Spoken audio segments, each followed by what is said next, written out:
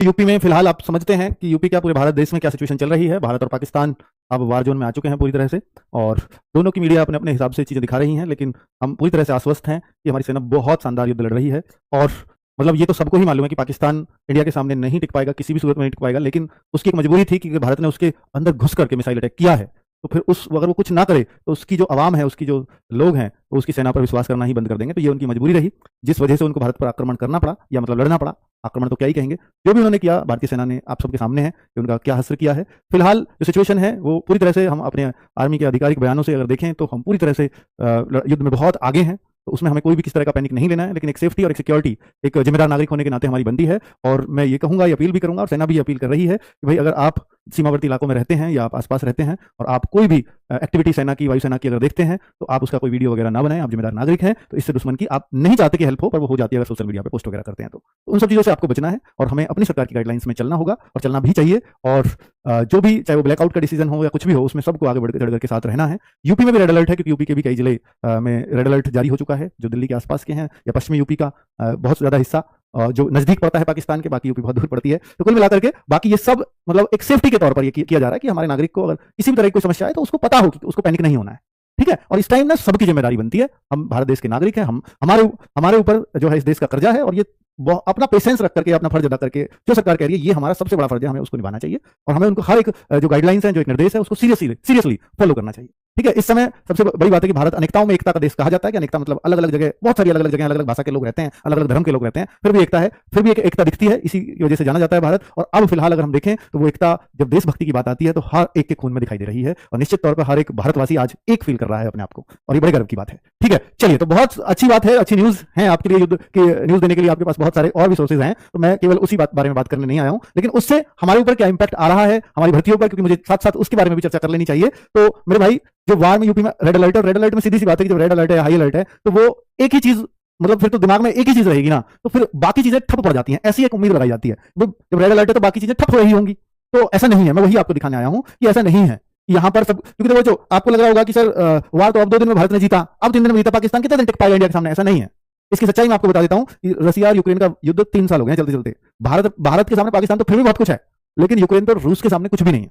वो क्यों नहीं है? आप देखो, यूक्रेन के पास परमाणु पावर है नहीं, और रूस के पास सबसे ज्यादा है, 5000 है, ठीक है। तो वो जब वो टिका हुआ 3 साल से, जब रूस वहां जूझ रहा है, मतलब जीतने के लिए जूझ रहा है, तो वो अलग बात है, वो अपनी पूरी ताकत से नहीं कर रहा, वो अलग बात है। बहुत सारी चीजें हैं आजकल युद्ध ऐसे होते भी नहीं है कि सीधा परमाणु फेंकवर हो गया था, ऐसा नहीं होता, ठीक है। तो कुल मिलाकर के कहना यह है कि हो सकता है कि ये सिचुएशन तो लंबे टाइम तक भी चल सकती है, लंबे टाइम चल सकती है। जब रूस और यूक्रेन का चल सकता है तो भारत पाकिस्तान की बड़ी बात नहीं है। तो ऐसा नहीं है कि हमें अपना देश नहीं चलाना, तो वो सारी चीजें तो काम करने ही होंगे जो चल रहे हैं। और ये सबसे अच्छी बात है कि बाकी चीजें अगर चलती रही तो दूसरा देश अपने आप ही पैनिक कर जाता है, ठीक है भाई। तो इसलिए आपसे यह भी निवेदन है कि जो आपके गांव में, आपके देहात में, आप ज्यादातर लोग बच्चे देहात में रहते हैं, आपके गांव में से जरूर कुछ लोग फौज में होंगे, जरूर इस युद्ध में पार्टिसिपेट कर रहे होंगे या फौज में होंगे, अर्धसैनिक बलों में होंगे। तो आप उनके जो पिताजी हैं, जो उनके परिवार वाले हैं, उनसे थोड़ी सी सहानुभूति इस समय तो जरूर रखें। यही आपका देशभक्त के लिए सबसे बड़ा फर्ज होगा इस समय पर। उनको अच्छा फील कराएं, उनके बच्चे अगर वहां पर है वो उस बात से चिंतित हैं, तो आप चिंतित मत होने दीजिए, यही सबसे बड़ा फर्ज होगा, ठीक है। और इसको जरूर निभाएंगे आप, ऐसी मुझे उम्मीद है। चलो अब आगे बात कर लेते हैं कि देखिए, सभी धार्मिक ये खबर है, मतलब यूपी में आज सुरक्षा सख्त, हाई अलर्ट, और ये सभी धार्मिक जगहों पर विशेष अलर्ट, ये सब हो रखा है, ठीक है। और इस समय कोई देश विरोधी बातें करें, देश में ही अनेकताओं में एकता का देश है, बात सही है, लेकिन सरकार उसके बहुत बहुत मतलब एकदम कड़े एक्शन में है कि अगर कुछ भी कोई देश विरोधी बातें करता है, चाहे वो सोशल मीडिया पर लिखता है, चाहे वो कहीं भी लिखता है, वो अगर पकड़ा जाता है तो उसको सीधा जेल में डालो, कठोरतम कार्यवाही उसके साथ करो। और करना भी चाहिए यार, तुम जिस देश में रह रहे हो, अगर उसके खिलाफ अगर आप कुछ भी सोचते भी हो, तो ये तो फिर आप इस देश में रहने लायक तो नहीं हो, ये तो सीधी सी बात है, ठीक है। क्योंकि आप उस देश के हो, इस समय तो सिर्फ उस देश के हो, और इस समय आपकी देश को जरूरत है, आपके अच्छे विचारों की जरूरत है। और अगर आपने उसके प्रति इस समय भी सहानुभूति नहीं रखी, तो फिर तो जाहिर सी बात है कि आप इस देश में रहने लायक तो नहीं है ना, ठीक है। चलिए, अब मैं बहुत बातें हो गई, अब आगे की बात कर लेता हूं कि भाई, जो जैसे देखो, एक चीज जो मैंने आपको बोली थी कि ये सेना की तरफ से आधिकारिक है, इसको आप पढ़ें, मैंने व्हाट्सएप चैनल पर भी शेयर किया था कि नागरिकों से विनम्र अनुरोध कर रही है हमारी सेना कि यदि आप अपने क्षेत्र में भारतीय सेना, वायुसेना या नौसेना के जवानों या सैन्य वाहनों की आवाजाही देखें, भाई हो सकती है किसी क्षेत्र में आएंगे तो रास्ते से ही निकल के, तो उसका वीडियो या रील ना बनाएं, सोशल मीडिया पर उसे साझा ना करें। आप अनजाने में दुश्मन की मदद कर सकते हैं, ऐसे में आप जानते नहीं है, पर उससे दुश्मन की मदद हो सकती है। तो राष्ट्र हित में गोपनीयता बनाए रखें, भारतीय सेना हमारी शान है, उसकी सुरक्षा हमारी जिम्मेदारी है। जय हिंद।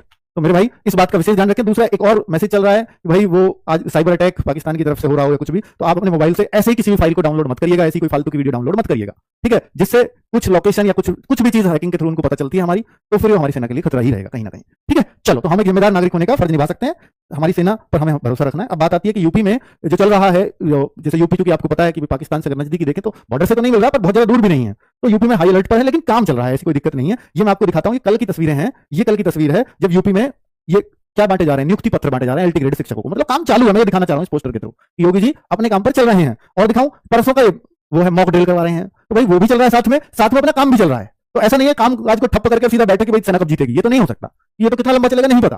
ठीक है, युद्ध विराम कब होगा ये नहीं पता, पाकिस्तान कब अपने घुटने